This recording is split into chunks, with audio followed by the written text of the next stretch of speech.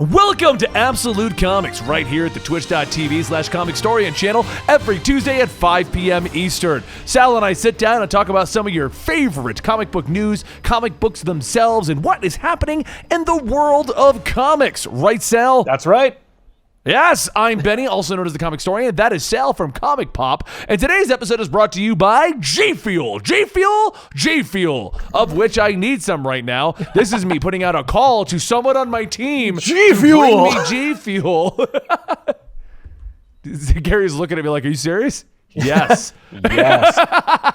Hit up Houston, let him know I need some G Fuel because I need G Fuel, and you can get G Fuel for 10% off by going to the G Fuel website, or putting in your order, and using the code COMICS at checkout. Show your support for the Comic Historian channel, the Comic Historian podcast, and more specifically, Absolute Comics.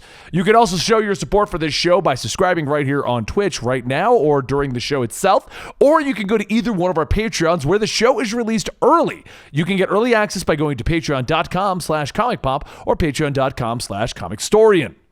I think that's all of our plugs today, isn't it? I think so, yeah. Yeah, unless anybody else wants to plug our stuff. Like, hey, listen, call us. We'll plug your thing.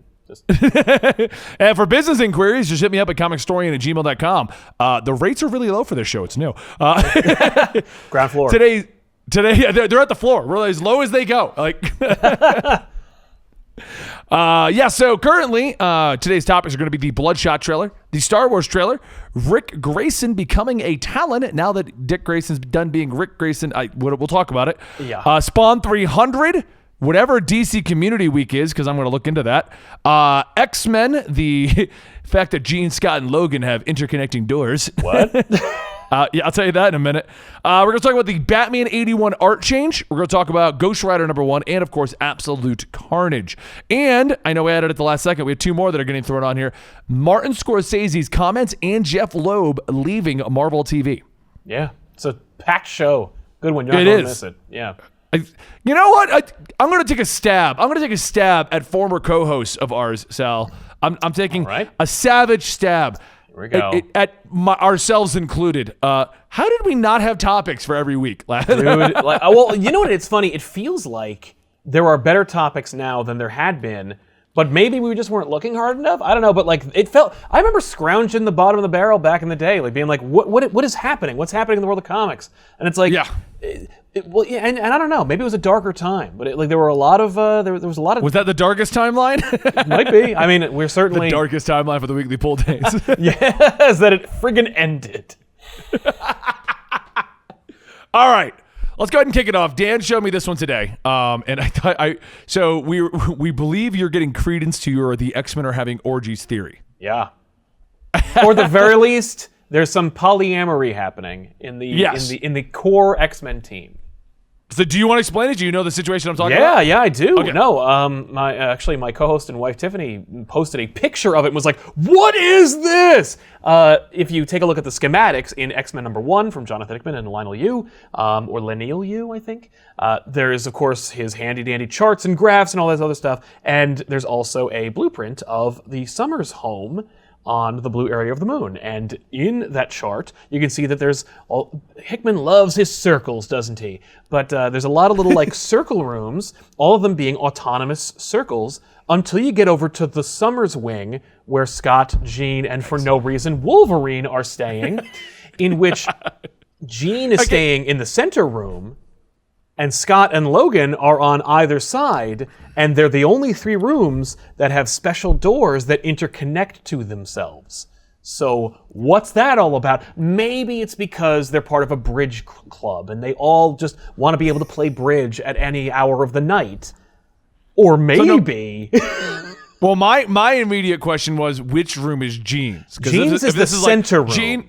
Yeah, I was going to say, because if it's Jean, Cyclops, Wolverine, okay, Wolverine's at the bottom, it's just so they can all talk. Right. But Jean's in the middle. Yeah, Jean's in the middle, Logan's at the top, Scott's at the bottom. Take that as you will, too, but what I'm saying is... about what you just said. What am I just saying? Yeah, and does that line up? Kinda.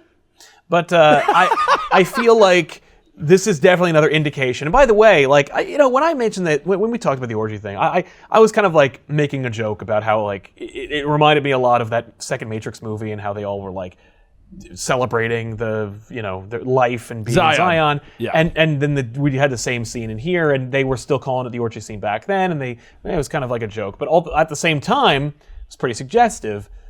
Then you look on Twitter, you see Hickman say, a group of crows is called a murder, a group of dolphins is a pod, a group of mutants is called an orgy. Is that what he said? Please tell me he said that. That's canon. That's Hickman on Twitter. So it's like, I don't know, maybe there's something to it, I don't know. But these connecting rooms, at the very least, there's some menages happening. So maybe this is deep down what he wanted, the X-Men to just be, I guess, banging it out. Like, maybe. It feels like it. Yeah, no, it definitely does. I don't really know what else to say about this. I mean, I haven't been reading. Now, let me ask you this. Are Jean, Cyclops, and Wolverine considered the leaders of the X-Men right now? Right. No, I think... No, are they? That's what I'm asking. Like, I feel like Storm is the leader of the X-Men. So it's not even like they're the leaders who need to maybe discuss some things on their own. No, they're just they are on the front line. They are members of the core team, but no, Wolverine, Scott, and Jean are not. They don't need to strategize. Well, maybe they do, just not about tactics. That's true. I mean, no matter what. But yeah, I really don't know what else to say about this interconnecting room thing. It just leaves more credence to your theory that they're actually just having orgies. Right. Well, I mean, like, and why not? I mean, you know what? It's the first time they're finally feeling safe and happy, and so they have some downtime. I don't know. I mean, you know, why not share it around? I mean, as far as I'm aware, only in alternate timelines have Logan and Jean ever actually gotten together. And in the movie universe too. Well, in the movie universe, yes, but at the same time, which I guess is an alternate timeline, but that's the more people know that one. Right, it's true. But for me, I'm like, I never really got the love triangle between Scott, Jean, and Logan. Because for me, I was always like, I always saw Logan as just being really obsessed with Jean, but Jean being like, I like to entertain Logan to make Scott upset, but I have no interest in this little guy. This little hairy man with claws. Yeah, this furry rage monster. But at the same time, like, this is what I find interesting is if you actually if you take a look at the interplay between Jean and Scott, it doesn't look very romantic. It doesn't look very. It never has. They've never felt like a couple to me. I mean, like I have the wedding issue, and wedding issue aside, you're gonna look like a couple, literally dressed up as a couple. Right, right. No, I mean, I've seen them together, and I get the idea behind their love, but. Listen, I've seen it a lot less tepid than it looks right now. So it's like, and I haven't actually seen Jean and Logan really interact outside of suggestive glances from House and from Hawks and Pox. So I don't know. Right. It's very interesting and probably very important to the story because Hickman's not beating you over the head with it, but he's also putting it out there already. Oh, he is. I don't know what he's doing. Like, I still got to play catch up on this, and I'm flying over for a charity event this weekend, so I'm actually going to download all the X-Men stuff to get caught up entirely. Oh, great! Yeah, yeah. So I should be caught up. No longer have you telling me, but I feel like we've almost hit like a weekly. Here's the weekly Sal discussing the X-Men orgy segment of our show. This is literally like, just me talking about the X-Men on it with any regularity. I was actually looking at our other show where we do Comics Weekly, and all the covers for the past 4 weeks have been X-Men, which is the first time that's happened ever in the history of the show. And so, I mean, overall, regardless of your jokes about the orgy, it's still a good book. You're really enjoying it, I assume. It's engaging. It's got great art. It's Hickman. It will definitely have impact over the Marvel Universe at large. You're waiting for the other shoe to drop, and there's no way that shoe's going to drop for the next few issues at least. You got lots more to go on, and also, of course, it's the fun of reading Hickman in real time, which is speculating and hypothesizing and making theories, and so that's always fun. And so, yeah, it's an engaging time for X-Men. And it's a great time for if you're like a passing X-Men fan to kind of just get in because you're like, oh, I know that character, or like, oh, when I quit, that character was dead, but now everyone's alive. So it's like, oh, I can really get into this and not really need much context. Right. Okay. So yeah. Yeah, I mean, okay. Let's move on to the next topic because I don't really have much to say about the No, X-Men it's myself. just funny. Like, yeah. Yeah, and I feel like we're just going to keep harping on, like, it's an orgy. Right, yeah. Well, see, people certainly seem to expect it now, so. Yeah. Look, we'll go the way Dan put the topics today. We're going to talk about everything we talked about today, but Dan put them in the order of Bloodshot trailer next. Okay, So, yeah. They made a before we Bloodshot discuss movie. this, right? Before we discuss this, I do want to state just for transparency. Yeah. Sal and I have worked with Valiant recently. They've recently had a resurgence in having a community team and having a social media team and having people on board. They've been very kind to us. They brought us to New York Comic Con. Before we discuss it, I want that transparency out there that while we aren't being paid to have a biased opinion towards Bloodshot, we're working very closely with Valiant. So Yeah, well, and like if I were a younger person and I never had any relationship with Valiant, I would be like, a Bloodshot movie? Why? yeah. But now I'm kind of like, oh, let me at least give it the benefit of the doubt. Let me look at it.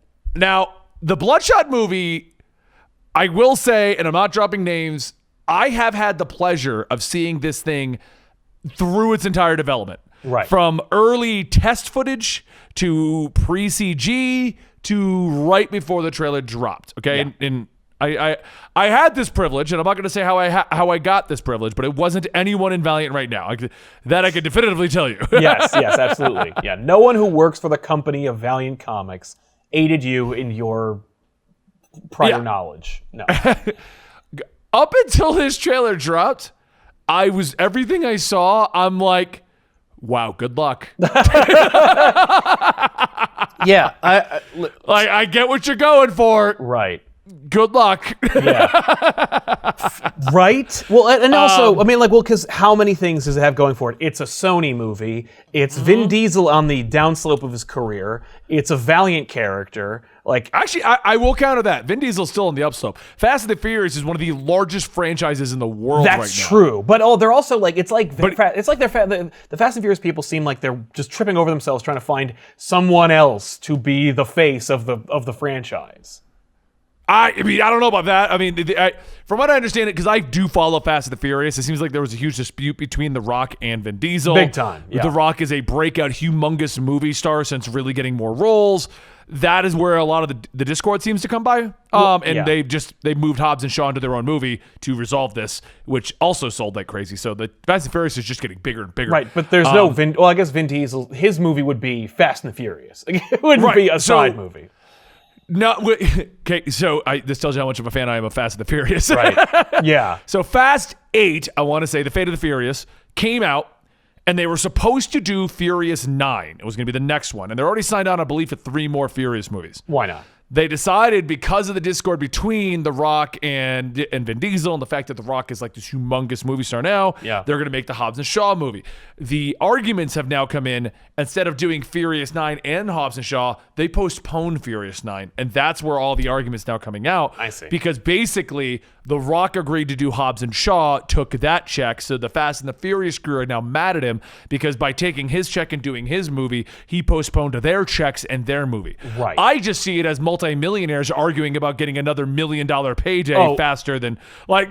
and it's so much worse because apparently there's also some interplay where like it's egos and everybody has to look cool. Like The Rock can't have more punches than Vin Diesel. Like if Vin Diesel and The Rock get into a fight, each one has to have a proportionate amount of badassery to the point where they have like a graph and charts and numbers to show that they're each as cool as the other. Like who has the patience for that kind of crap? Apparently those guys. Well, apparently Sony was like, we don't. Here's your movie. Yeah. Well, how about this, Vin? You can say more than 3 words and you get to be in the whole movie at once. Like, we're in. So anyway, the Hobbs and Shaw came out and they did that. And I mean, so I would disagree with Vin Diesel on the downslope of his career, but I will say it's the beginning of a new superhero universe, which is rocky as hell to begin with. Well, and also it is Sony. They can't even make the Valiant hell. universe. They sold off all these characters. So like was it a Harbinger now? Is it off on its own? It's on Paramount. So like you can't even get that. Like, is Ninjak ever gonna fight Bloodshot? Let's not put the cart before the horse. Is Ninjak going to get a movie, much less show up in a Bloodshot movie? I don't think so, but like we'll see. I mean, right. And if it is, it won't be a Sony picture. That aside, real quick, because because we mentioned Sony so much of Fast and Furious, they're trying to clarify. No, I know that Fast and Furious is Universal. They have nothing to do with Sony. No, it's just but that Sony's Vin Diesel making is the Fast and the Furious is what made Vin Diesel. Fast and Furious made me go get muscle cars when I was a kid. So, That's fair. Yeah. or at least want them. That's Yeah. what. Like when Sal goes to visit, you're gonna be riding in my Challenger, and you're gonna be like, "We're Vin Diesel." Yeah. Maybe I'll get Fast and the Furious finally, because no one I know owns one of those. Riding in a muscle car, you'll be like, "I get it." Family. Yeah. I don't think so. Anyway, yeah, Riddick he let die. So I'd say as long as Fast and the Furious is still popular, he's still doing fine. Right. Now, seeing it all beforehand, I was kind of questioning it. Them losing a lot of license, I question it. I will say the trailer itself, I actually was excited about. Yeah. It looks like a solid action movie.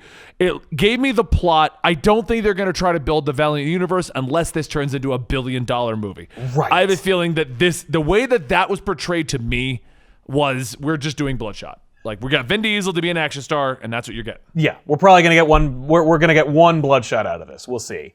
But it is Sony. Sony is desperate for franchises, and it's kind of ironic that Sony had the entire Valiant universe, and now they've finally gotten one of them out.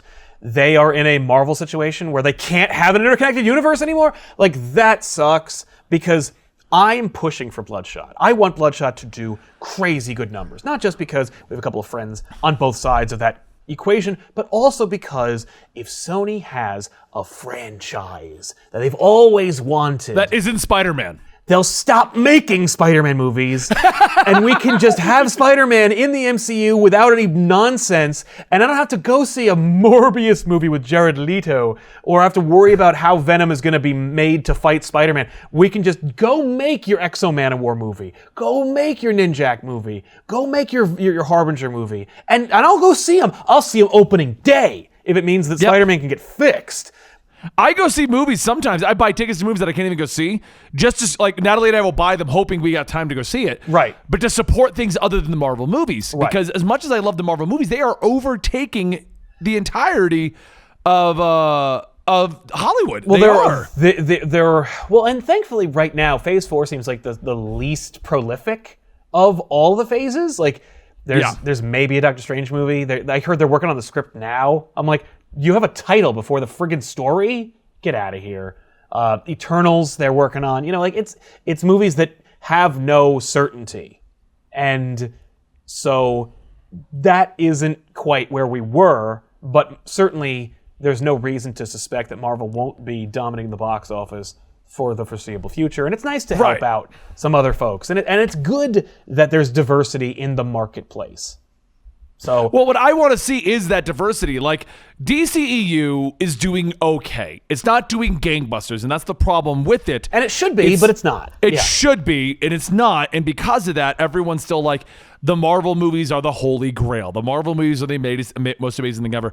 And as much as I like the Marvel movies, I don't want them to be this successful because everyone's trying to emulate them. And I don't want Marvel movies everywhere. I want Marvel movies to be Marvel movies, and then other movies are doing what I want. I liked The Joker simply because it was different.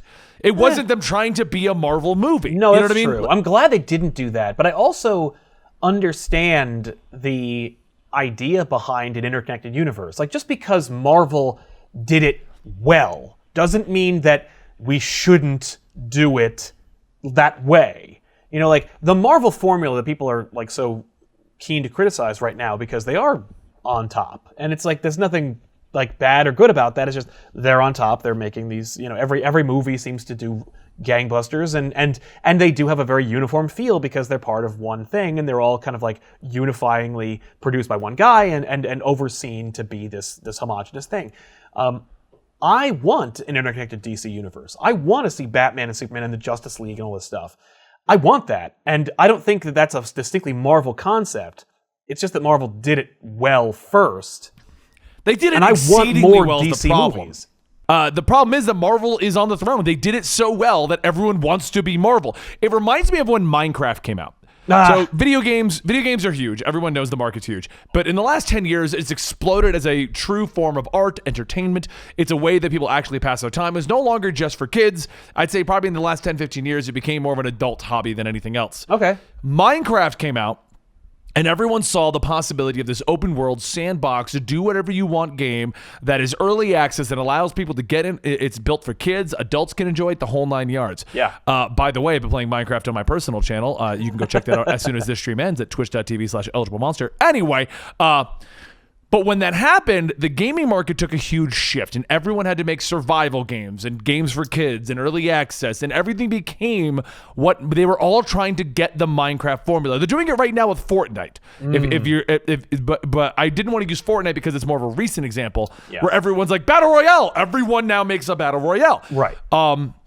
I feel like it's what happened with the Marvel movies. It came out, the first couple, Interconnected Universe blew the hell up, and then suddenly things like Man of Steel being a solo movie was not a thing anymore. Yeah. Man of Steel is now the introduction to our interconnected universe. Right. Well, and I would argue that that's like the problem with Man of Steel is not that it's connected to a larger DC universe, but for me, the video game industry, the movie industry, they're all just chasing the money. It's the same with like farming simulators. Like everyone had to make farming simulators. That was a huge thing for a while, and it was just I don't remember that, but okay. Well, you mean Farmville Day, back in the Farmville era? Exactly. Like there were Facebook Okay. games, and like how you like it was just a time sink and and a money sink exclusive, good made up nonsense that you didn't actually own. Like all that was a money chase, and the video game industry chased it. The movie industry is doing the same thing. The movie industry is a giant roulette table but instead of it being numbers, it's art. So it's actually worse. Yep. And so to bank on. And so when they see that people are happy with a set number of things they can write down in a bullet point list that look like data, but actually is just inherently part of the creative force behind it, which is to say Marvel's part of a larger universe, they can say, well, then that's how it works, and we're going to start doing that. So while DC could have made original things and could have done this, and they tried, kind of, they were like, well, we'll just check off all the boxes and we'll make that kind of money, or at least we'll hope to, but they don't really know because it's all just chasing the money. But I want that. I want to clarify one thing. Our chat filled me in. They're like, Man of Steel wasn't the beginning. It wasn't intended. No, that's the problem with Man of Steel. Man of Steel came out. It wasn't the beginning of a DC. No, it was just Man of Steel. Right. And then they were like, oh, yeah, we're not doing Man of Steel 2. Our universe has started with Man of Steel. Yes. It wasn't, for people who don't know this, and Sal will vouch, Green Lantern was supposed to kick off the DCEU. Yeah, why do you think Amanda Waller's in that? Hey, here's something fun. In the same way that Green Lantern was literally going to be the DCEU like launching point, Punisher Warzone is technically in the MCU. It's produced by Feige. It's made by Marvel Studios. It's in the universe. It's just they ignored it because it made no money and it was like really bizarre.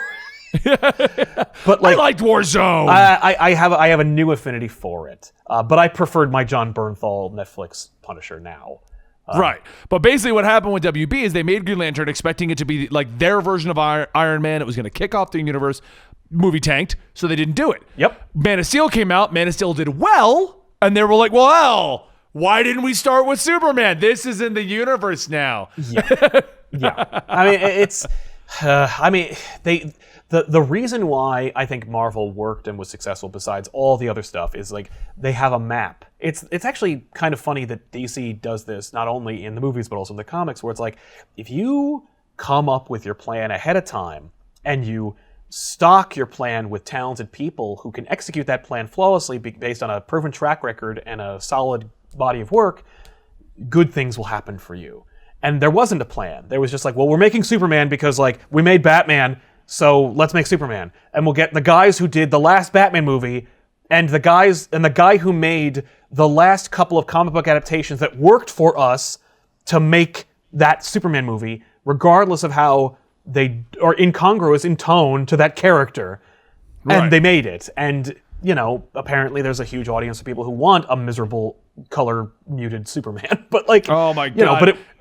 But I have two things to talk about. I don't want to get into it, but, Yeah, well, I know you're not a fan of, just like I'm not, of the release the Snyder Cut thing. In my opinion, it's there's no point in it. It's just, For those who don't know, my argument Yeah. against the Snyder Cut is not that we don't get that version of the movie. I would, if they wanted to release it, fine, I'd watch it.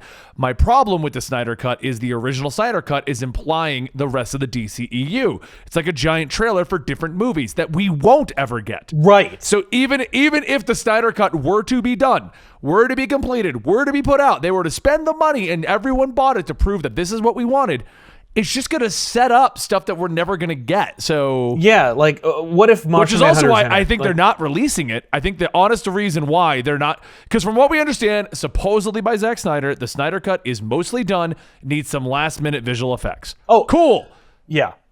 Go ahead. I was gonna say, like, that's the biggest thing, and it's like part of the reason why people expect it is because I think that, like, they assume that a deleted scene is a finished product, and it's just straight up not, especially in a Right. effects heavy movie like this, where Batman's cape is CG. Like, they're not gonna spend $60 million to complete this movie that they don't believe people wanted to go see. So you're never gonna get a completed finished product. You're only gonna get, like, and by the way, they insert actors on, like, into scenes they're not really in. Like, they shot them in separate places in different locations. So you can have Gal Gadot in one spot and Ben Affleck in another, and they're all against green screens, and they have to. It's a lot of work to make this thing complete. And it's like, sure, are there scenes that were not in the movie that are on the cutting room floor and could technically be assembled? Yes. Will I spend the money to do that? No, and they shouldn't. And because I'm not going to get a return. Well, and that's exactly what I think. I think they don't think there's a return, but I don't. I think the part of the other reason they're not doing it, just to be like, fine, whatever, we'll please the Zack Snyder fans. Right. It's over. Here's the movie.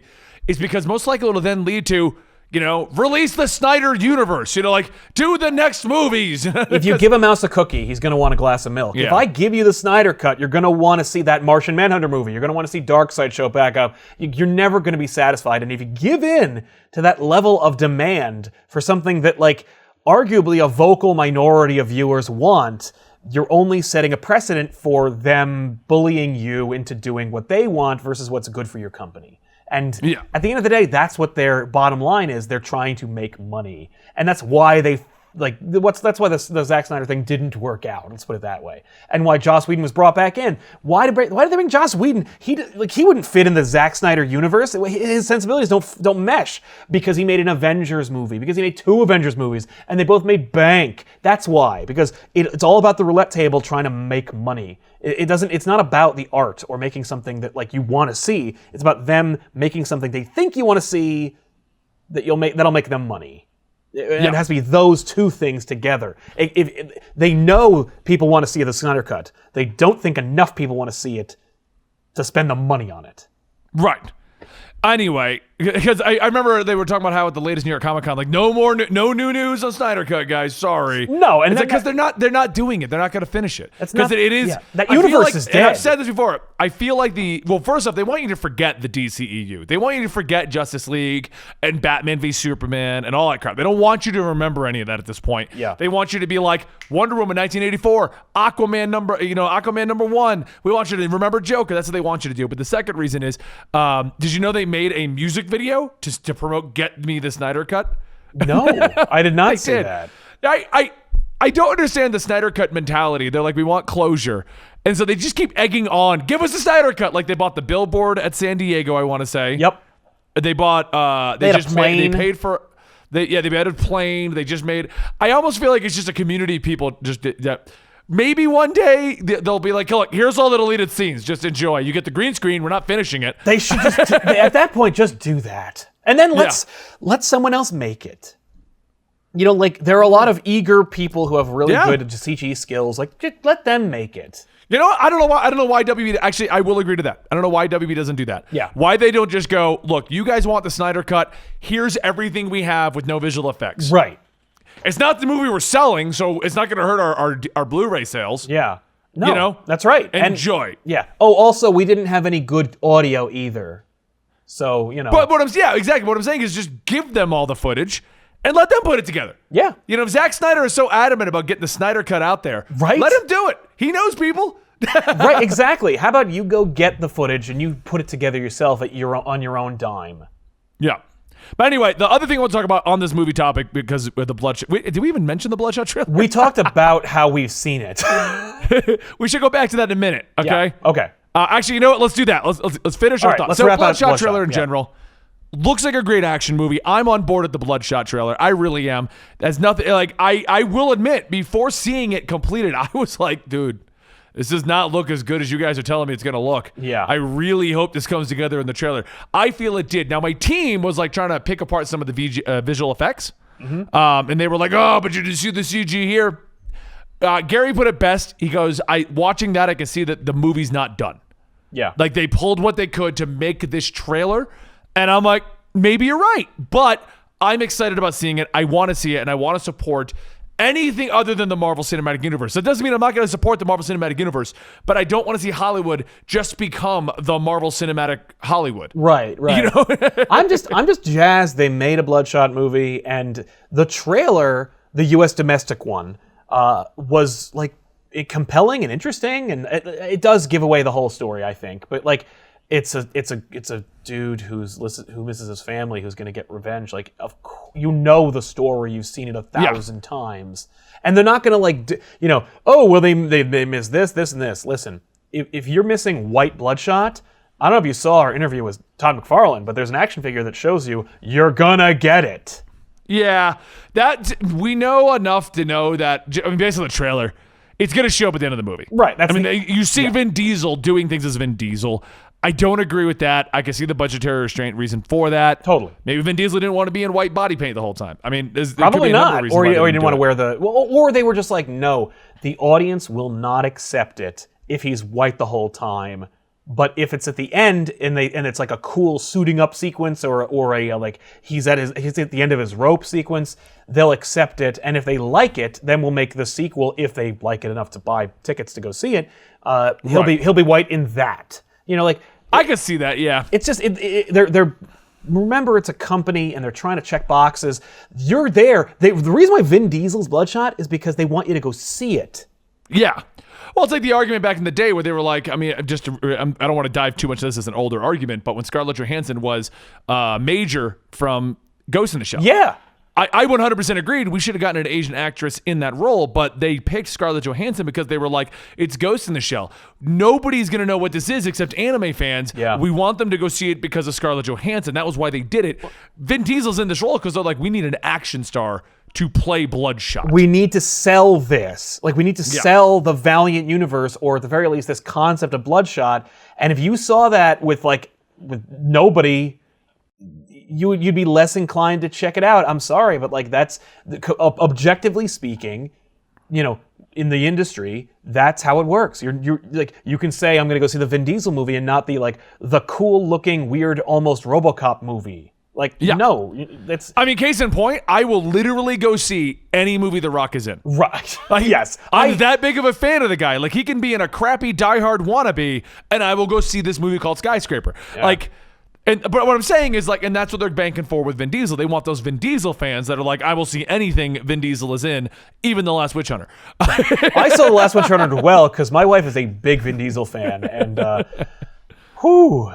But that's what I mean. That's what they're going for. Yeah. Just like having Scarlett Johansson play Major, it was. Well, she's the most bankable actress in the world. She is the most recognizable. She makes the most money, specifically, metrically speaking. So yeah, it made sense. And at the very least, I don't know if you saw Ghost in the Shell, ladies and gentlemen, but they at least explained it. She is technically an Asian person, but in the body of Scarlett Johansson after death. It works in the narrative structure, knowing full well that there was no way they were going to get the money they needed to make a Ghost in the Shell movie without someone like Scarlett Johansson in the lead. Right. Is that bullshit? Yeah. Does that suck and it's kind of racist? Yes. But that's how they make movies, and it sucks, and I don't like it, and I'd like to support those who don't, but this is not one of those times. Vin Diesel, name a better actor to play Bloodshot. I honestly would rather watch Vin Diesel do it. I like Vin Diesel sometimes. Well, I mean, Jason David Frank. But... Well, you know who doesn't want to hear that? Valiant. Yeah, I know. All right, so the other thing I'll talk about the movie so we can keep moving on through our topic search. Right. We have quite a few to hit. And this is one of the ones we had already brought up. I figured now that we're talking about movies, the Marvel industry, the Hollywood as a whole, Yeah. it's a good time to mention the Martin Scorsese thing just to give our quick hot Oh, take yeah, on that's that. right. Yeah. So the actual statement that I was able to find that he supposedly said, Yep. I tried, but that's not cinema, Scorsese said. Honestly, the closest I can think of them as well made as they are, with actors doing the best that they can under the circumstances, is theme parks. It isn't the cinema of human beings trying to convey emotional, psychological experiences to another human being. Right. Yeah, that's what he said. And you know what? Like, that's not the first time I've heard that criticism of those movies. I mean, I partially agree. Like, okay, so partially. When I look at movies, I look at them in two different camps. Right. There's the indie flicks that I enjoy, the ones that have amazing cinematography, an amazing director, an amazing story they're trying to tell, no-name actors and stuff like that. That's why I like The Joker. It feels like one of those indie movies that I enjoy. Yeah. I enjoy movies like that tell a compelling story that makes me think. Yeah. On the other hand, I also enjoy Transformers. And the reason I enjoy Transformers is because when I go into a Transformers movie, I know we're going to be like, America, Army, giant robots, boom! Yeah. Now that being, I mean, like, at the very least, I expect a few basic principles of Transformers, of a movie based on a toy. Based on, you know what I mean? Like, it's a toy that inspired a cartoon that inspired a movie. Like, but what I'm saying be is, high art. Transformers is not a good movie. And I think we can objectively agree on that. Okay? That Transformers is just not a good movie. But it's a great movie if you just want to see explosions, munch on some popcorn, have a couple beers ahead of time with your buddies. You know what I mean? Like, it's that kind of a movie. They're a mixed bag of those kinds of feelings. We have movies like Dark World, Iron Man 3, where it really is just explosions and superheroes fighting it out. We have Hulk smashing everything, Well, we also have compelling character development movies. But the problem is they all get lumped under the umbrella of Marvel movies. Exactly. Like, honestly, if you're trying to tell me that, like, there is no, like, emotional, satisfactory moment, like, if there's no character development, there's no, like, depth of, story in Marvel movies, I mean, like, that's such a blanket statement. I'm surprised it comes from somebody who's such a subtle filmmaker as Scorsese. The thing that bothered me, Scorsese can say what he wants. The dude made, Raging Bull and Goodfellas, and I can't argue with that. And, like, the fact is, they don't, like, him calling them roller coaster rides is exactly the kind of opinion I'd expect from Martin Scorsese or my dad or my history professor. Like, I get it. And listen, like, and Martin Scorsese is not the kind of guy who's gonna go see who's not gonna enjoy, or at the very least expect Marvel films to be films and appeal to his sensibilities. I will say the guy also loves movies and should, and has made, I've seen it, it's like a 12-part documentary where he, like, goes back and picks out, like, garbage flicks from the B movie categories and talks about how they're important and they do these things. And it could be that he doesn't feel like he feels because they're too homogenous, they don't get to have their own identities and stuff like that. Because he likes the 1950s classic Cat People, which is like a sexploitation noir movie about women that turn into cats. And it's like, the theme is that, like, if women are allowed to feel how they feel and do what they want, they'll kill you. It's like, it's stupid and it's exploitative. And he finds it interesting because it's shot like a noir film. And it's like, right on, Marty. The problem I have is actually what inspired another comment from his buddy Francis Ford Coppola, who said Martin was kind when he said they're not cinema. He didn't say it's despicable, which I just say it is. Yeah, I just pulled his up to actually follow up with that. I feel like there's two things happening here. They're not completely wrong in the fact that, especially the way that Marvel movies are viewed. Marvel movies, regardless of having an interesting plot or character development or deep dives into some philosophies and stuff like that as some of the movies, there is a blanket statement that a Marvel movie is on the same page as a Transformers movie in the terms of it's a big superhero blow 'em up action flick. Yeah. I mean, there's a reason why Joaquin Phoenix refused to do any superhero role until he was presented with Joker, because the general consensus of a Marvel superhero movie is it's a superhero flick and they're just punching each other, and that's the plot. Right. Which is not the case most of the time, but okay. No, it really hasn't been, I'd say, in the last, 5 years. Because right when we were all being like, well, Marvel movies are starting to get stale, they're all the exact same formula, they shifted up the formula and made them a lot more interesting, a lot more character development, a lot deeper dive. Like one of my favorite movies, Winter Soldier. Right. It's got explosions, but that is a deep dive into friendship and character development and all kinds of stuff. Yeah, I would say that, like any of the Avengers movies or, while they're huge action set pieces, like, each of the later movies after the money-saving era, each one is a product of the director's vision, and some of those directors are like whatever, like Thor Dark World is, everyone points to that one as kind of like being the example of the mistakes, and it's like, yeah, that movie was directed by one person and then they fired that person and then they replaced them. Like Thor the Dark World was just, we need to make a Thor sequel, and so they didn't really care, and it was a mess. It was a mess from the get-go. So I get it, but they're not all Thor the Dark World. They're not all Ant-Man. Right, and that's exactly what I'm saying. Like there is, because I know people to this day. Hey, did you see the latest Marvel movie? No, I don't see superhero movies. That's how they categorize them. They don't categorize them as like their individual movies. It's just superhero movies. Right. Now that being said, I also think there's a slight amount of jealousy from Scorsese and Coppola or Coppola. How do you pronounce it? Coppola. I did it right. Okay. Because we're in a day and age where, the death of Robert Downey Jr.'s character banks $2.5 billion or something like that, or $2.2 billion. Yeah. And their movies are still getting like 200 million to 500 million. They're not banking $2 billion is what I'm saying. They wouldn't. And I'm not saying that any of their movies are bad or that those take homes are bad. These are the guys that can make a masterpiece that can pull down 500 million on a shoestring budget of like 10,000. You know what I mean? Like, these are the guys that can get like Ben Affleck and them to show up for like no check. Yeah. I'm not saying at all that their movies are bad at all, but if I was in the industry and I was considered one of the best directors of my era and I wasn't pulling down 2.2 billion because I didn't blow up superheroes, there might be a little jealousy in there. At the very least, I would not agree with the direction that the genre was going in. But Tarantino's been saying this since '97. Like, Tarantino hates superhero movies too, and he's in the same category in terms of like, I care about. Like, he cares about film. He thinks it's an art form. He wants it to be about this, that, and the other. Like, it's about the process and it's about the format. Scorsese had to get money from Netflix, which is a thing that I'm sure he doesn't understand or care about and doesn't like. I'm sure he thinks that, like, because Scorsese likes film and movie theaters, and I get that. And actually the Red Letter Media guys have said like that the future of movie theaters is probably going to get changed in a big way, where like Disney's going to buy all, like, I fully believe that like Disney will buy AMC one day, and going to the movies will be like going to the Disney store. And it's like going to have like gift shops and toys and merchandise. And also you can go see their tentpole billion-dollar movies on giant screens with like 4D and crap. It'll be like a ride. And I don't think that's a good direction that film should go in. But I also think that that's kind of neat. And I guess I'd go. I hope that it wouldn't be the death of cinema.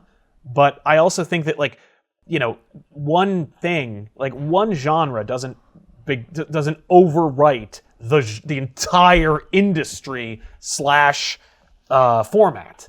No, I agree with you on that. Actually, this brings up an interesting point, and this is going to cut into some of our topics, but I really want to talk about this for a moment. Let's do it, yeah. The debate. So we've moved into an era of 4K, amazing cinemas. So what it turned into, though, is now you can watch most of these things on your phone in high quality with headphones. And I remember there being a huge debate about things like Netflix and things like that, where they're like, we're making art, and how can you appreciate art on your phone? Like, and I think it was the same guys like Martin Scorsese and all these guys talking about like how they don't like the Netflix model and the streaming model.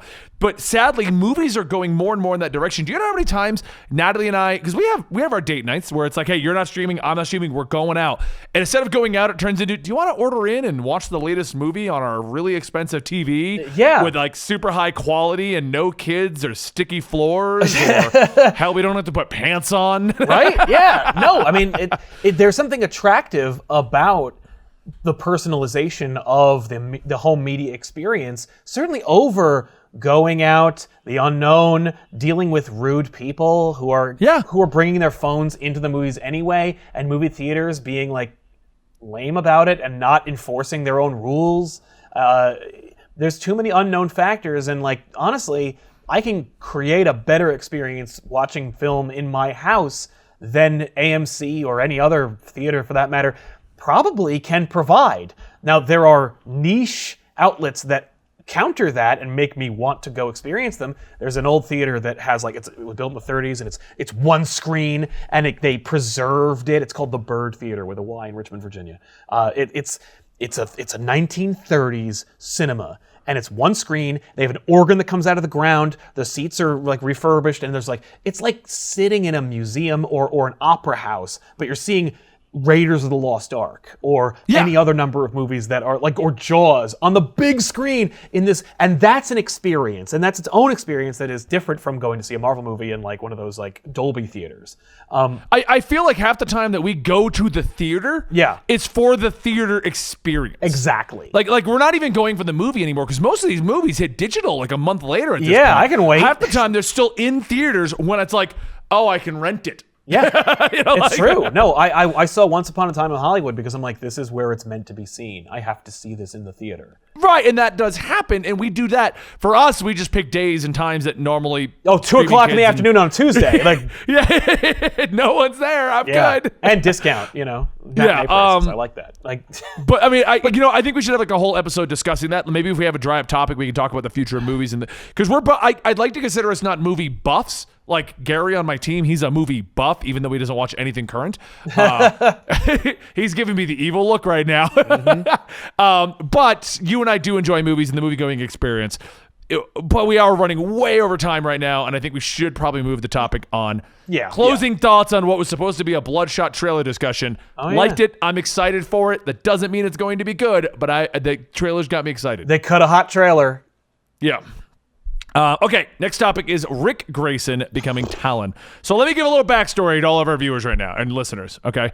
Rick Grayson is Dick Grayson, also known as Nightwing. And as a part of the plot that Tom King has been crafting in which Bane was going to give Batman happiness and then take it all away, he basically sniped Dick Grayson in the head, which did irreparable, supposedly, damage to his memories, which I feel like we've already done before in the past, but whatever.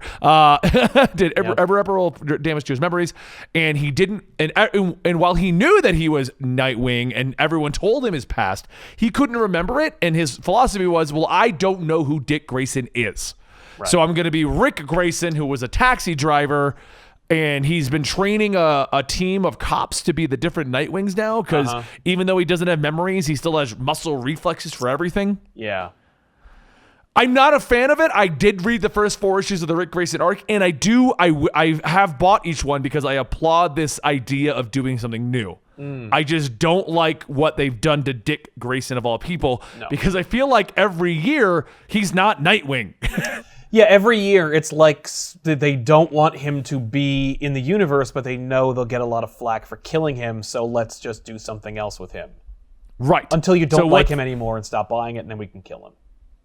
So what's happening next is he's going to join the Court of the Owls. So, honestly, what's your opinion on this, Sal? I'll let you go first on this. I think it's like, it's just more in a string of doing something to get rid of Dick Grayson for good, and you can't do it. He's too connected to the like culture and to the family of Batman.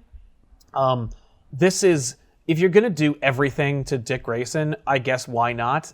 It's at least tied in with the retcon from Scott Snyder's run, where it's like he was supposed to be a Talon anyway. I'm just waiting for the day when they just put it back, because they're going to. And this is just another stop along the route before someone fixes it. And that's literally what they're gonna do. They're either gonna, and because here's the thing, there's a crisis coming. And so they're going to undo a lot of stuff, and I'm sure all of this is one of them. So, why not? It's a hell of a toboggan ride. Jump in, read it. The worst is it sucks, and you don't read it anymore. Like, Yeah, well, counter to what you're saying, I'm actually excited about it because I'm a huge fan of the Scott Snyder run, and I loved the concept that Nightwing was supposed to be a Talon. Right. And they never went anywhere with that. No. It was like, oh, I found it. You're supposed to be a Talon. Cool. Like, and that was it. That was all I'm not, so I guess we'll not do that. Yeah, fair enough. Okay. So I feel like this is like finally getting the almost 7 years later, the storyline that we wanted from the New 52, where it was like, okay, what is going on with this? Like, I want to know what the deal is. Like, give us more history on this. So I'm excited about this myself. It looks like it's going to tie into William Cobb and all the old stuff that's happening. So yeah, so that's cool. I mean, like, if it sucks, you wasted one issue. Otherwise, if it's cool, worst case scenario, you add more history to Dick Grayson. Best case scenario, they erase the whole damn thing anyway. So I mean, I think I'm more of a Nightwing fan than you are, but yeah. No. I like Nightwing. I think he's important and valuable. The Rick Grayson thing, I think, is a slap in the face. All of it is a mistake. But I don't mind the concept of Rick Grayson. I don't like how they handled it. Like basically he just turned into Rick Grayson and his immediate reaction was, screw all of that and all of my friends trying to help me and everyone reaching out and like, I don't know that person. So instead of even trying to learn that person, I'm going to be a taxi driver who gets drunk every night. Well, not only that, but so I'll pick a name that sounds just like my regular name. Like, you sound pretty convinced that you really don't want to be that person. Like, please. I didn't like I think it would have made more sense if he went, like, he got amnesia and then he disappeared. Right. And so he had no help, but he had Batman, he had Batgirl. Like, right at the beginning, they were both willing to help him out. We had the entire Bat family, and I think that what bothered me about Rick Grayson, even if he's like, well, that's not my life anymore. Yeah. It's like you guys need to show him his life. Like, right. He's not doing anything. Like, the path he's going down, the alcoholic who's driving a cab, that is not that's a very destructive path, guys. Like, didn't they do a story arc in this continuity where Batman has a machine that can fill in all his memories? Couldn't you do the same thing with Dick? You mean to tell me Batman has a friggin' kryptonite ring and, like, some kind of Grecian, ancient weapon that could kill Wonder Woman, but he doesn't have Dick Grayson's experiences and knowledge and memories backed up somewhere? I mean, that's a really good point. Right? I mean, like, he just throws him in the machine that makes Batman's but makes Dick Grayson. I don't know. I'm just saying, I didn't like the direction they went with it. It was just kind of like, oh, well, when he's ready to come for help, we'll go get him. That's the worst thing to do to an alcoholic who's driving a cab drunk. Like, we have the outsider Robin. His name is Jason. You got that character for that. You don't need to do that again. Like, you have billions of dollars, and your answer is, we'll wait for him to reach out. Yeah, which is like, I hear I understand the motivation behind it in, like, the real world, but, like, this isn't, and also, like, they're doing it because they clearly don't want him to be a character here anymore. Like, for me, it just says we're trying to get rid of Dick Grayson, and we're just making it really hard to be a Dick Grayson fan. So. They are. Just, I loved it when he went to Bloodhaven and he was building his own cast of characters again. I was like, hey, it's Nightwing, he's back. And then they're like, no. They put him in charge of the Titans. It was like, he's back at Bloodhaven. He's in San Fran with the Titans. He's doing everything he's supposed to do for like a year, and then they just got rid of it. I know. We just did it with Forever Evil. Like, whatever. So, all right, and moving on, we have Spawn 300. Now, I didn't read it. I am a classic Spawn fan, but I dropped off a long time ago. Yeah. So how was it? Whatever. If you read one Spawn comic, you've read them all. This one felt like a Spawn comic, but it was also like a big setup. Like, there's multiple stories in it, but they're all in the same continuity, and they all kind of like are in the same time frame. And they're setting up the new status quo for Spawn. And I haven't read Spawn in 200 issues, so I was like, it was hard for me to get my bearings, but I still like kind of got it because it's pretty, one-dimensional. Part of Spawn's appeal is his costume. And in the book, he doesn't have the costume anymore. He loses it. And he makes a new costume out of just pure angst. And I'm like, that's cool and all, but I'd rather see Spawn, with the mask and the cape. That's what I'm here for. Right. And if you're going to do this new status quo where he's like, not that, I'm gonna pass, because Spawn begins and ends with him looking awesome, and if he doesn't look awesome, then I'm not interested. The issue is going to be very satisfying for anyone who loves Spawn, and I appreciate that, and I get it. I loved Spawn, and I don't much anymore, but I appreciate his role in the industry and everything. But the story is whatever. But it is set up the new status quo and new characters and new directions and Spawn and a lot of other stuff that you can get really excited about, I guess. But for me, it was just, I read it because I was like, hey, this is the first indie comic to hit 300 issues. And also, in deference to Spawn being a thing I used to read when I was a kid, here it is. And I was like, yep, I don't read Spawn anymore.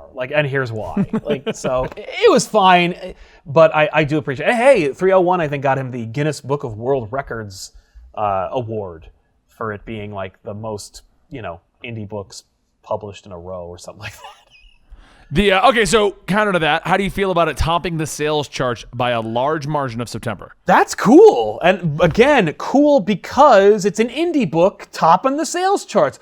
Or it's devastating, and it means that the big two can't sell books as well as a Spawn comic. I don't know what it means. It's either great or terrible. Right. But I think let's go the optimism route and say good for you. Hey, a little bit of media attention got Spawn up to the top of the charts again, and isn't that nice? I hope so. Unless it means people aren't buying comics as much anymore. I think that I can't really say much on the Spawn being number one. Very similar to how everyone's like, well, talk about Hulk beating Batman. We got to see it be repeated to know if it was a fluke due to some circumstance. Yes. People that are chatter stating, well, there was a ton of variants. That could have very much... I know we bought each of the Spawn variants here, and I don't even read Spawn. We just got them. So, that could have very much influenced the sale. Same thing with the Hulk. The Hulk was it stayed up there. Well, yeah, it's a good book, but... I think we need to see more than 1 month to see if it is a fluke because it was 300 and everyone wanted all the variants. Or it's not going to be number one next month at all. No way. No. Okay. Well, we'll see. No, I'd bet on it. So before we launch today's episode, we watched the Star Wars trailer with you guys over here live on twitch.tv/comicstorian, where you can see the show live every Tuesday at 5 p.m. Eastern. And if you haven't watched it and you're listening to this, go check it out beforehand because we're going to give our thoughts on it. Very quick thoughts, not much to say. I'm excited. I am. Yeah. But I'm also cautious. Oh, you have to be. So I'm not one of those people that sit in here Last Jedi was the worst movie ever. No, I don't agree with that at all. I don't think it deserved to be a mainline Star Wars movie. I think if you had just taken Last Jedi out and made it a new series out of it, that basically threw Jedis and everything out, that would have been great. I think that could have been a great movie and a great series. I don't know why it was put in there. We have found out a lot of interesting facts, such as J.J. Abrams made the first movie and then just passed notes on, and nobody had to follow them. And it was wait, what? Yeah, it was just they and they gave it to Rian Johnson and said, and hey, you have 3 movies under your belt. Do anything you want with this with this $1 million franchise. And apparently he was able to ignore notes and things like that. So I'd say it. Okay, so if it's The Force Awakens 7, right? Yeah. Yep. 7. I'll be excited. I will be, because I know J.J. Abrams likes to play on nostalgia, especially when it comes to Star Trek and Star Wars. I was having an argument with Gary about it yesterday because he's like, J.J. Abrams likes to play on nostalgia. And I'm like, yeah, well, Star Trek was in an alternate universe to rehash the Star Trek plot. Yep. In Star Wars, the entire purpose was for Disney to go, hey, we're not going to mess it up. That was the whole point of Episode 7. Yep. And then Episode 8, they were like, we don't have a plan. Do whatever. I don't understand how you could have Kathleen Kennedy and the phone number of Steven Spielberg and all and Kazdan and even Rian Johnson. He's a consummate filmmaker. And J.J. Abrams, who knows how to tell a story as long as it doesn't involve a friggin' box and nobody knows what's inside of it. And so you have all these really creative people and these really these planners, and they didn't have one for one of your tentpole franchises. How could you not go with a plan? I feel like it was too many hands in the cookie jar. I do. I got a feeling it was oh, they must have a plan, and then the other side's they've got the plan, and the other side's they've got the plan, and it was too many people involved, and at the end of the day, everyone had a different vision for where Star Wars should have gone, and because of that, we ended up getting like I said, I'm not against 8. It just felt tonally completely off from the other 7 movies. And it wants to be. Like, well, and it does. It's trying to be. It was like, we're doing something else. We're throwing it all out. By and large, Star Wars fans don't want you to throw out the stuff they like.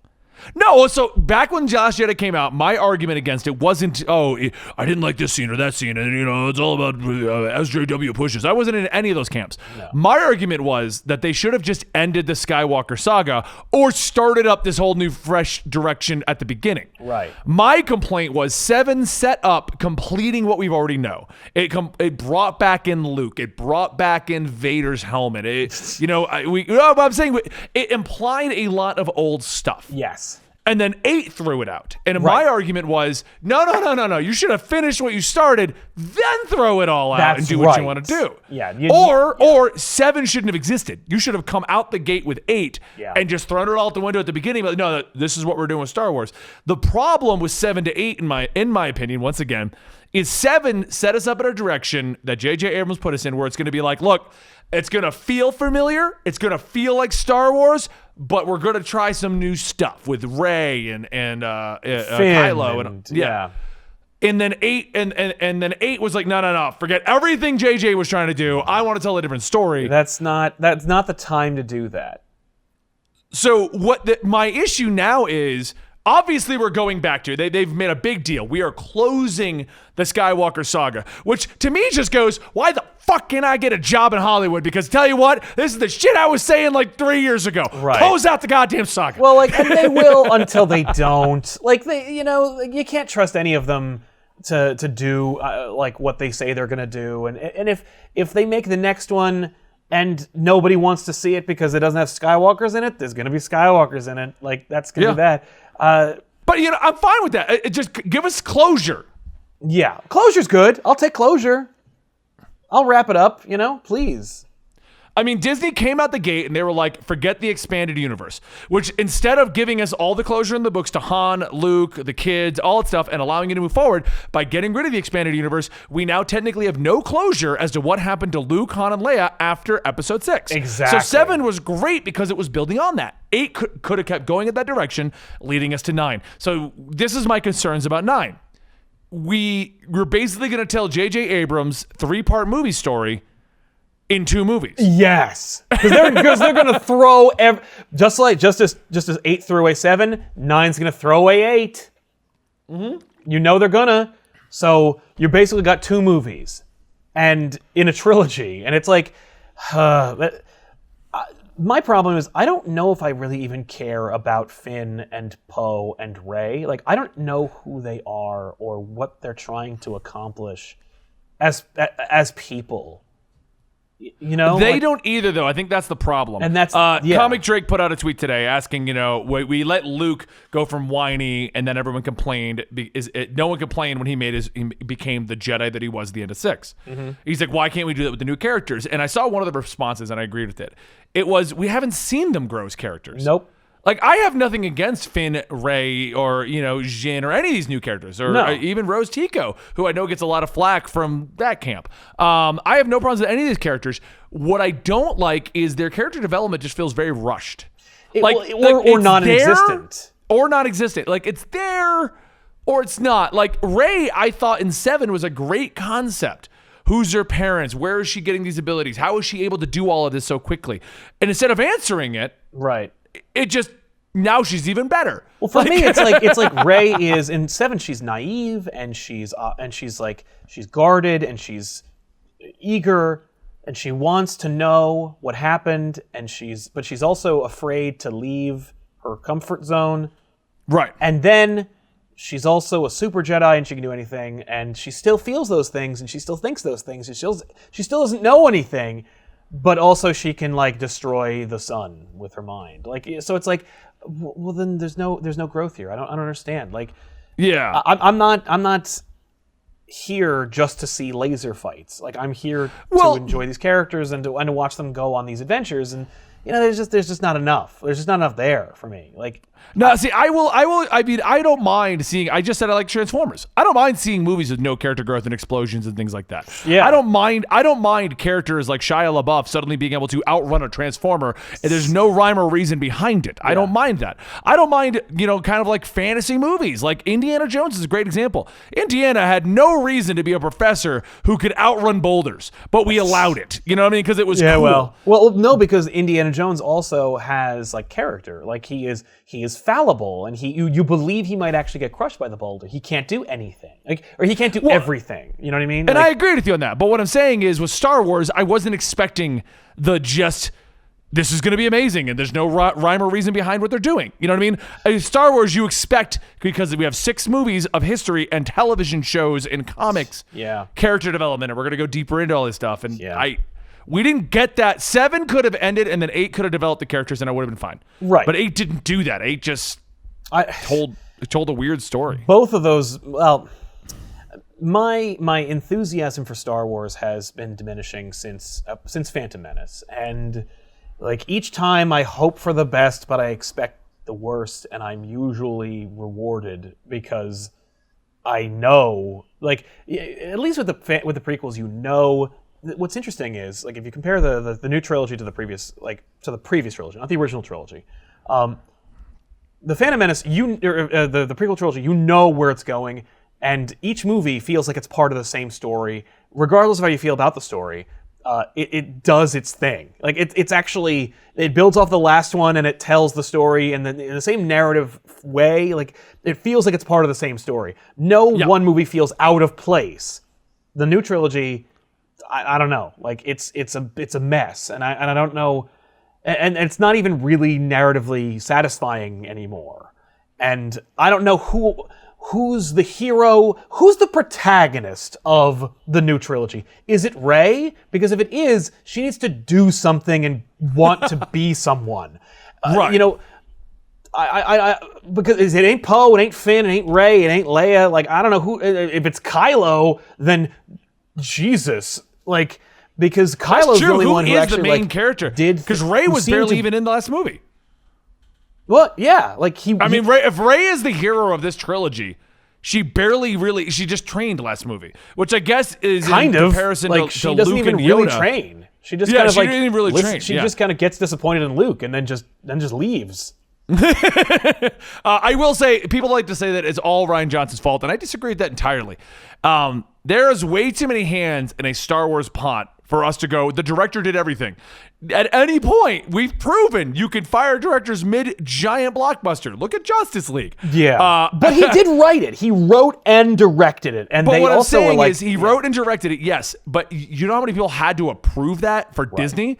Like, how many people had to agree that this was a good idea? How many actors had to go, hey, my character still doesn't have development, and not say that to him? The only actor that came out and said anything against it was Mark Hamill. Right. Who's like, and I don't like this. all he said was, I don't like what they did to my character.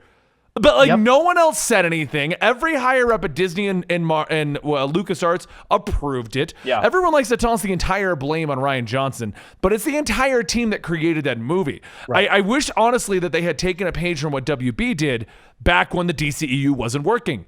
And they were like, all right, look, we don't know who actually did this. You're all fired, and we're making a new team. Yeah. I honestly think they do need to make a new team at this point. I mean, we'll see what happens with 9. Well, J.J. Abrams is back, so they could very well be a new team, and they just didn't make a lot of hoopla about it. Right. Well, you know what I mean? It would be smart of them, yeah.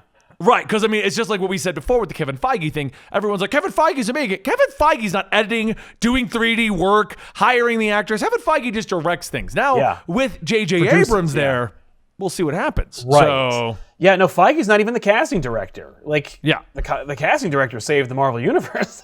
But yeah, no, I the trailer is cut well. It shows the right things.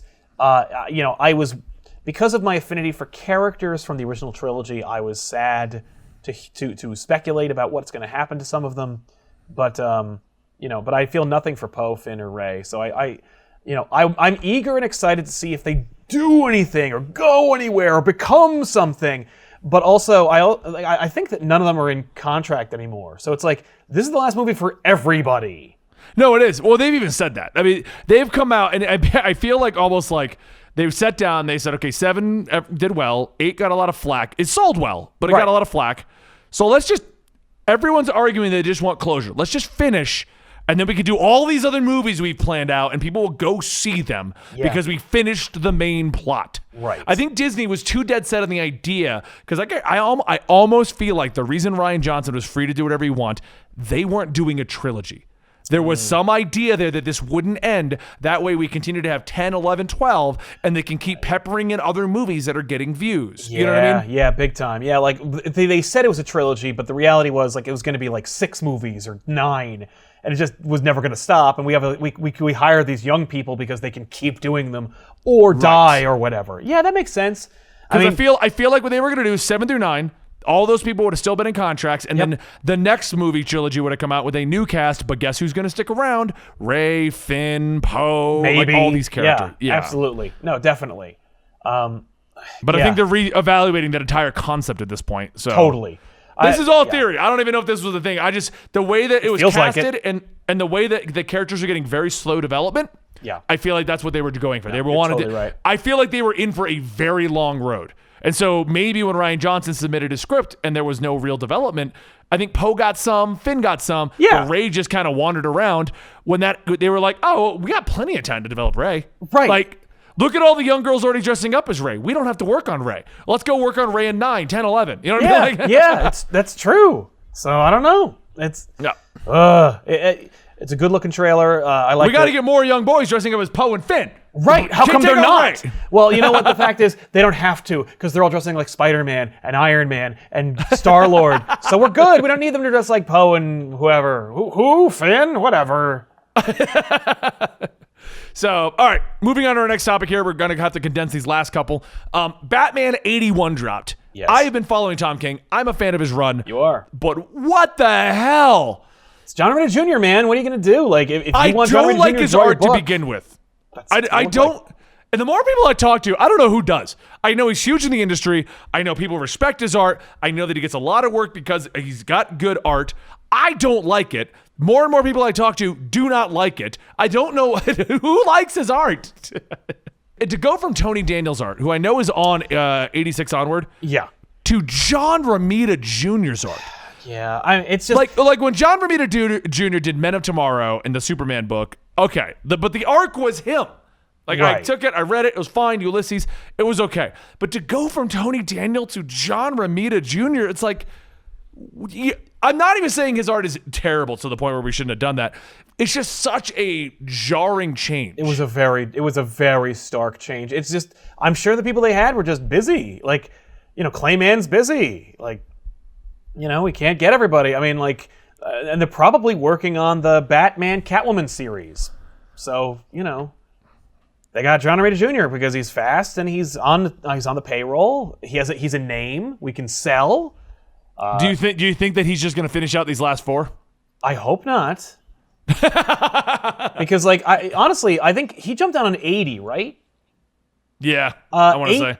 I thought 80 looked pretty okay, and then 81 was just like it got sloppier, and so I don't, I have not a lot of excitement and faith in the next 2 if he's doing them. You'll take a look at those solicitations and see like who's on the docket, but like it would be very disappointing if they wrapped up this arc with him. Oh, Mike Janin is going to be finishing the arc. Okay, it's still a very stark change, but it's very. I feel like it's closer to the more traditional style that Tony Daniel brought to it. Yeah. And I like Tony Daniel's art, so like I'm excited for him to move on, and I liked what he was doing before. He was doing some cool stuff. Yeah. That Catwoman costume's not doing anybody any favors, but like that aside, that's a design choice, not an artist doing what they're doing. But yeah, no, it was pretty rough. All right. What about Ghost Rider #1 finally dropping? Yeah, that's a book that came out. It's cool. Like it's Ghost Rider. Look, I like Robbie Reyes. I really do.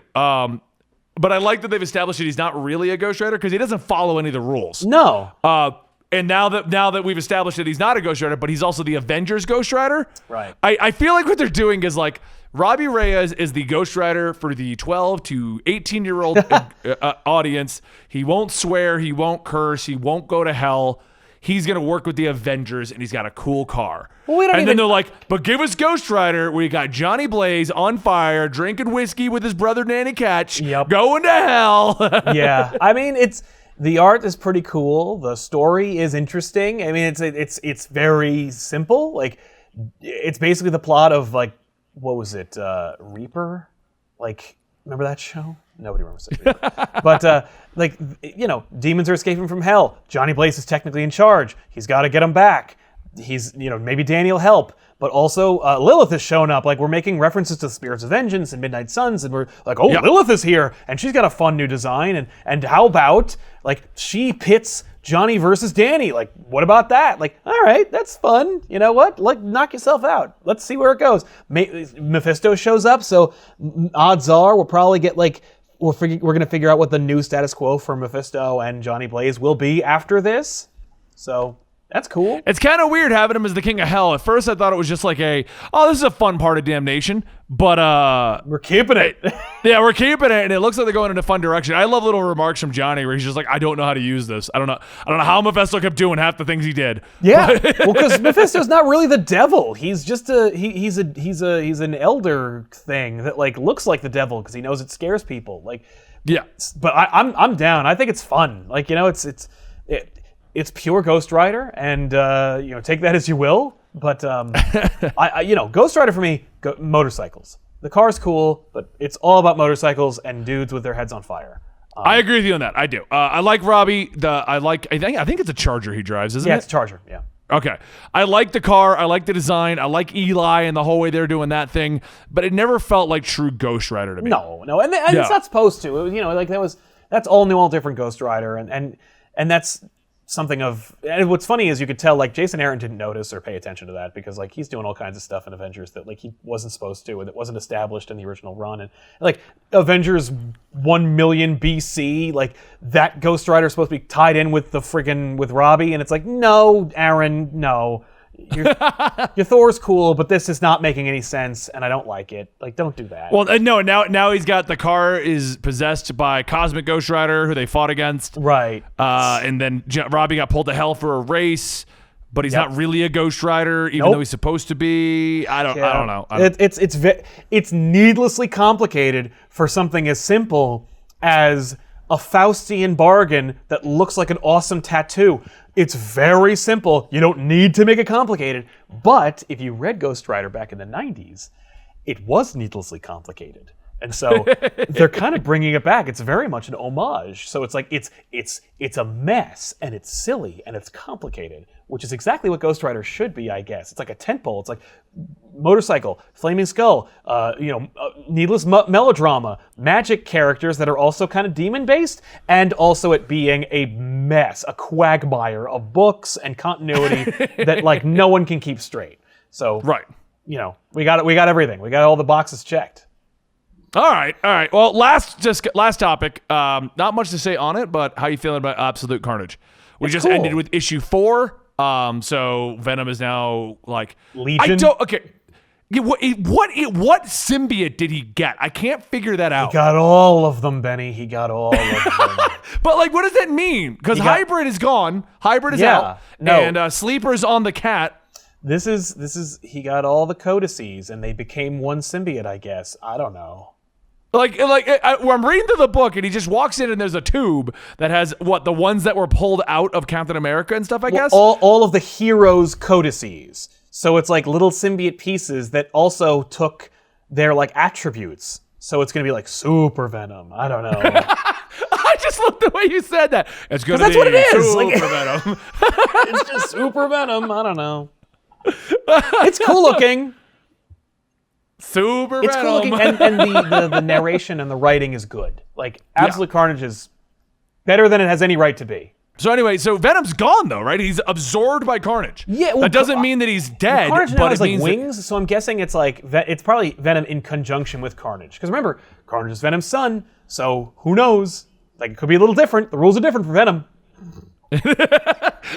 I do as much as I'm loving Donny Cates' run. I really, really love his run.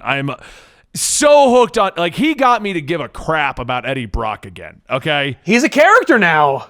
Yeah, well, like Eddie Brock, I was okay with it when they finally reestablished him and got rid of the whole Lee Price thing. Yep, that was. I still wanted Flash Thompson though the whole time. Yeah. Donny Cates got me to now care about Eddie Brock again, not just be like, I'll accept it because I'm a Venom fan. You know what I mean? Like, definitely. But I feel like every other issue he just like makes something up. It's like, and that's in canon now. Big time. Well, it's weird because it's like what he's doing it and people like it, which is rare. Because he's doing the same thing. I'm realizing like this is his MO. Yes. When you put Donny Cates on it, it's almost like how Bendis just makes up stuff and ignores things. Yep. Donny Cates makes up stuff, but makes it work in everything. Well, and adds it. Yeah, he adds. Yeah. Because I'm reading his Guardians of the Galaxy run. Uh-huh. And like he's just adding shit left and right to the Guardians. Oh, like, he did the same thing with the Death of Inhumans. He's doing it with Silver Surfer Black. He did it with like I love that he's doing that though, because he's adding so much lore to these characters, but he's not just throwing things out. No, like when Venom suddenly had Grendel and everything like that. Even in Absolute Carnage, I just reread the issue 3 for the video we did. Yeah, and there's a line in there where it's like, because it's the part where Spider-Man's all like, I brought them here, I caused the problems, and then Venom's like, no, don't let them think that. We've been here since the Dark Ages. So it's like, Cage remembered, like, Spider-Man should feel guilty. He started this whole thing, but no, I've established they've been here before that, so we just need to figure out a way to tell him. Yeah. Like, he's keeping track of all that. Yeah. No, that's the mark of a good writer who belongs in a shared universe, serialized fiction publication like this. It makes sense. Like, I like it. I'm happy with it, and it's silly and it's fun and it's self-indulgent, but it's also like well written. And the scene between Spider-Man and Eddie in issue 4, it's good stuff. Yep, this is good stuff all around. So, all right. Well, I mean, I think that do you have anything else you want to bring up today or talk about before we close up the main show? Oh, we speculated before how like Jeff Loeb was gonna get kicked out of the Marvel thing, and he was. The end. Like, I mean, I feel there's not much to say in this topic, so I don't think we need to go into it. It happened. I feel like what they're doing is Disney.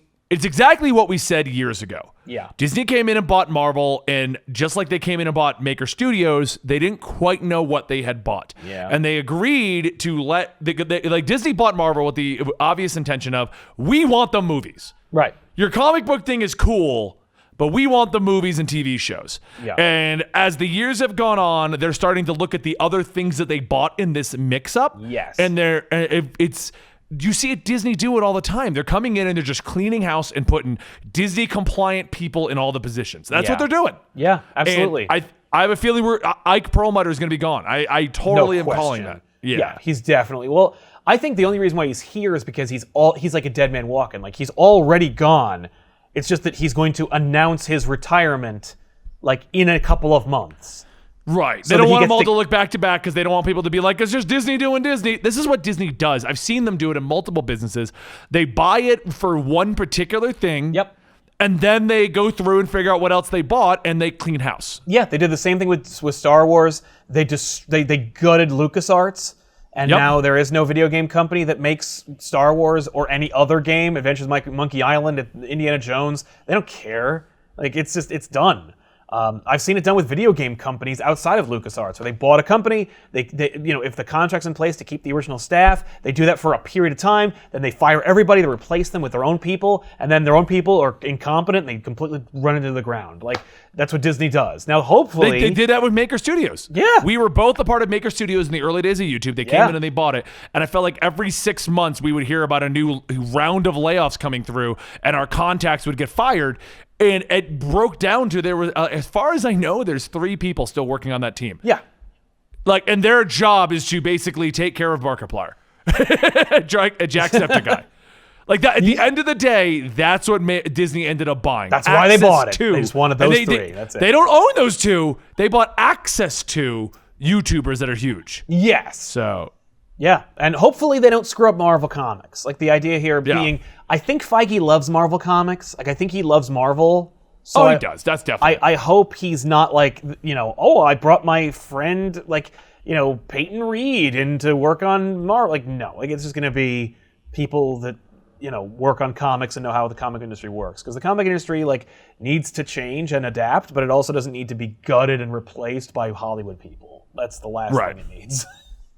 So, all right, well, that's our thoughts on all of that stuff, guys. This show has been Absolute Comics. If you want to support it and keep this show on the air, then consider going to our sponsor, G Fuel, and using the code COMICS at checkout. You'll get 10% off of your order, and we do get an affiliate cut for that. If you want to do more direct support for the show, consider subscribing right here on our Twitch channel, twitch.tv/comicstorian, where the show is aired live every Tuesday at 5 p.m. Eastern.